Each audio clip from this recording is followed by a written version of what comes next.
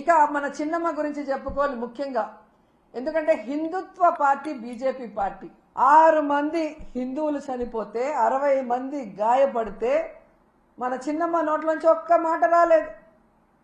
ఎవరు దీనికి కారణమో వాళ్ళ మీద క్రిమినల్ కేసులు పెట్టాలని డిమాండ్ చేయడానికి చిన్నమ్మకు నోరు రాలేదు.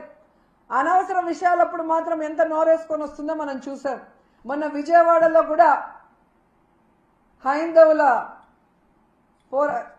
హైందవుల మీటింగ్ ఏదో జరిగింది. అక్కడికి కూడా వెళ్ళి మన చిన్నమ్మ ఏ విధంగా పెద్ద పెద్ద మాటలు మాట్లాడిందో మనం చూసాం. మరి హిందువులు చనిపోతే హిందూ భక్తులకి వాళ్ళ ప్రాణాలకి విలువ లేదా చిన్నమ్మ? పురంధేశ్వరి గారు డిమాండ్ చేయరా? మోడీ గారికి చెప్పండి, ఎవరు తప్పు చేశారో వాళ్ళ మీద క్రిమినల్ కేసులు పెట్టి లోపలేయమని చెప్పండి.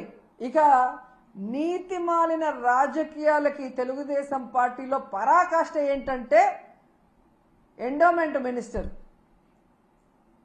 చేసిన తప్పుకి క్షమాపణ అడగడు, తనని శిక్షించమని అడగడు. దాన్ని వైఎస్ఆర్సీపీ మీద తోసేయడానికి ఎంత దిగజారిపోవాలో అంత దిగజారిపోయాడో ఆనం రామనారాయణ గారు.